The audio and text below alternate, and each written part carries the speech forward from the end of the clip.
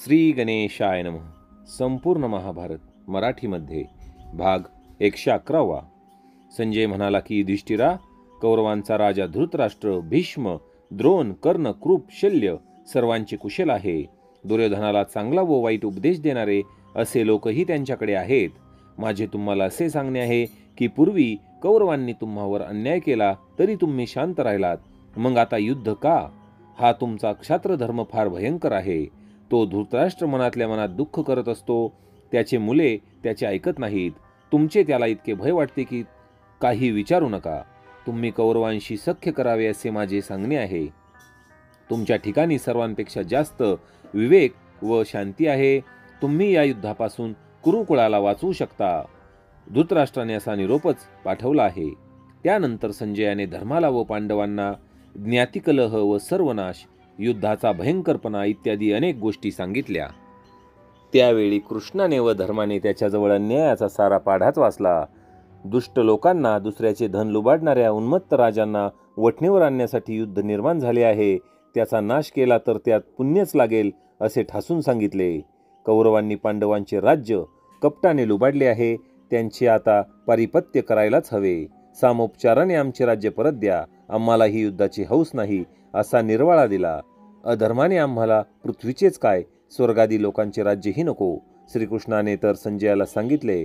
धर्मा इतका शांत व सोशिक आप्त असूनही कौरवांनी मुद्दाम त्याला नष्ट करण्याचे नाना प्रयत्न केले. आता अजूनही आम्ही सामान्य वागावे, दुर्योधनाजवळ राज्याची भीक मागावी का? संजयाच्या बोलण्यातले परस्पर विरोध कृष्णाने दाखवले. धर्माने संजयाला धृतराष्ट्रासाठी पूर्वीच्या सर्व अन्यायाची आठवण करून देणारा संदेश पाठवला आणि म्हटले, संजया, तू किंवा विदुर हेच काय ते दूतकार्य करण्याच्या योग्यतेचे आहात. तुमचे मन समतोल, स्वभाव मृदू, बोलणे वागणे न्यायाचे. तेव्हा तूच इकडे आलास हे बरे आहे. तू आता परत जाशील तेव्हा काय निरोप सांगशील? आधी माझ्या नावाने तिकडील तपस्वी, वृद्ध, ब्राह्मण, व्यंग असणारे, दरिद्री, धार्मिक अशा सर्व लोकांना तू अभिवादन कर. जे आमचे स्मरण करणारे, विवेकी, बलवान व सुशील असतील त्यांना अभिवादन कर. गुरु द्रोण, अश्वत्थामा, कृपाचार्य यांच्याकडे वारंवार जाऊन माझे त्यांना प्रणाम सांग. भीष्मांचे माझ्या नावाने पाय धर. अंधकाकांना अभिवादन करून नंतर त्या मंद मूर्ख कपटी दुर्योधनाला, दुःशासनाला, तसेच त्या शल्याला, सौमदत्तीला आमचे कुशल सांग. पण आधी मी त्यांचे कुशल विचारले आहे म्हणून सांग. दुर्योधनाने जे जे वीराग्रणी राजे युद्धासाठी जमवले असतील त्यांना कुशल विचार.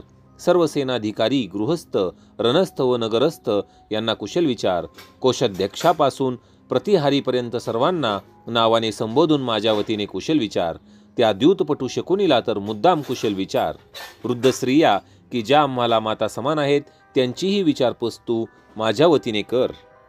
तेथील लेकुरवाळ्या सुनांनाही कुशल विचार. अरे संजया, कौरवांचे दास दासी यांच्याजवळ तू माझ्या वतीने प्रेमाने विचारपूस कर. सर्वांचे मी कल्याण इच्छितो हे त्यांना समजावून सांग. संजया, कौरवाकडे अजिंक्य व बलशाली वीर जमले आहेत, पण त्यांचा पराभव होणार आहे हे पक्के मनात समजून राहा. माझे धर्माचरण विजयश्रीला माझ्याकडे ओढून आणणार आहे. दुर्योधनाला सांग, पृथ्वीचे राज्य एकट्याने भोगावे ही तुझी मनीषा पूर्ण होईल असे काही दिसत नाही, कारण आम्ही तसे होऊ देणार नाही. अरे भरतवीरा, सरळपणाने वाग. मला माझे इंद्रप्रस्थ दे, नाहीतर युद्धास तयार हो. तिसरी गोष्टच नाही. तू धृतराष्ट्राला सांग, पांडवांना पुनर्राज्य देणे हाच धर्म आहे. तू तसे वागून दाखव. तू भीष्मांना सांग, शंतनूचा वंश बुडत होता, तो तुम्हीच वाचविला. आता तुमचे नातू सख्याने राहतील असे करा. तू विदुराला सांग, युधिष्ठिराविषयी तुला जर हितबुद्धी असेल तर युद्ध करू नका असे तू कौरवांना सांग. दुर्योधनाला सांग, द्रौपदीची अवहेलना केलीस तेव्हा आमच्या हातून कौरवांचा वध न व्हावा म्हणूनच आम्ही शांत राहिलो होतो, वनवासात गेलो, हाल काढले तेही तुमचा वध न व्हावा म्हणूनच. द्रौपदीचे वस्त्र ओढलेत, वेणी हिसकावलीत, अपशब्द बोललात तेव्हाच सगळे मेले असता, पण तुमचे जीव आमच्या हातून जाऊ नयेत म्हणूनच आम्ही दम धरला. तू अधाशीपणा सोड. आमचा चरितार्थ चालला पाहिजे. शांततेने राहा. आले तर उत्तम. इंद्रप्रस्थाचे राज्य आमचे आहे ते आम्हाला दे. निदान 1 भूभाग दे किंवा 5 भावंडांसाठी 5 ग्रामे दे. अविस्थल, वृकस्थल, माकंदी, वारणावती ही 4 गावे, एखादे 5वे गाव दे. त्यातही संतोष मान. भावाभावात प्रेम सलोखा राहावा. पांचाल कौरव यांनी हसत खेळत राहावे. कोणाचीही युद्धात कुलहानी होऊ नये. दुर्योधनाला असे सांग, मला शांती हवी आहे, तरीही मी युद्धाला तयार आहे. धर्म व अर्थ मला कळतात, शमही कळतो व युद्धासारख्या भयंकर उपायाला सुद्धा मी तयार आहे. हा सर्व संदेश आणि आणखीही कित्येक न्याय धर्माच्या गोष्टी धर्माने संजयाला सांगितल्या आणि संजयाला मानाने परत पाठवले. संजय धृतराष्ट्राकडे गेला. त्याने त्याला युद्धाचा भयंकरपणा सांगून धर्माचा सर्व निरोप सांगितला. पांडवांची मागणी न्यायाची आहे, ते देऊन टाका, नाहीतर कृष्ण अर्जुन तुमचा सर्वनाश नक्की करतील असा उपदेशही केला. श्रोतेहो, हस्तिनापुरात पुढे काय घडले ते ऐकण्यास उत्सुक असाल तुम्ही. चला तर धृतराष्ट्राच्या व कौरवांच्या पुढच्या हालचाली काय झाल्या ते पाहूया. सौती नेहमी शरण्यात श्रोत्यांना म्हणाले. श्रोते पुढे ऐकू लागले. तर श्रोते, आपण आता पाहणार आहोत महाभारतातील जे 5वे आपले उद्योग पर्व आहे त्यातले 3रे प्रकरण, उपदेश तरी किती करायचा. धृतराष्ट्राची संजयाने खूपच निर्भत्सना केली आणि धर्माचा संदेश आता उद्या कौरवांच्या सभेत सांगेन असे सांगून तो घरी गेला. मग मात्र धृतराष्ट्राला चिंता वाटू लागली. सारे काही अन्याय त्याला आठवू लागले. त्याला चैन पडेना.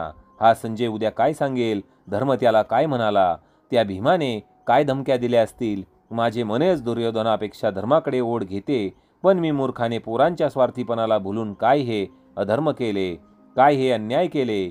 उद्या संजय काय सांगेल ते नक्कीच तिरस्काराचे असणार. 13 वर्ष गेली, पांडव काही या पोरांना सोडणार नाहीत. कुलक्षय नको असा निरोप मी संजयाला देऊन धर्माकडे पाठवला. तो धर्म ही गोष्ट आता काय जाणीत नव्हता का? माझा ढोंगीपणाच आता उद्या प्रत्युत्तरातून कौरवांना कळेल. यावेळी दूर असता तर कशाला, मी बोलावूनच घेतो त्याला. तो शहाणा चतुर आहे, निर्भय आहे. ही सारी रात्र एकट्याने विचारणी चिंता करत कशाला काढू. आज झोप तर येणारच नाही. आता विदुराला बोलावतो. त्याच्या मृतासारखे शब्द कानी पडतील तर मनाला काहीतरी शांतता लाभेल. असा विचार करून तो सेवकाला म्हणाला, प्रतिहारी, 1 प्रहर रात्र झाली आहे. जा, विदुराला मी बोलावले असे सांगा. विदुर आला. धृतराष्ट्र, काय काम आहे? काहीही असले तरी संकोच न बाळगता सांगा. तुमचे बोलावणे आले म्हणून मी आलो. विदुरा, संजय आला आहे. धर्माकडे पाठवला होतास ना?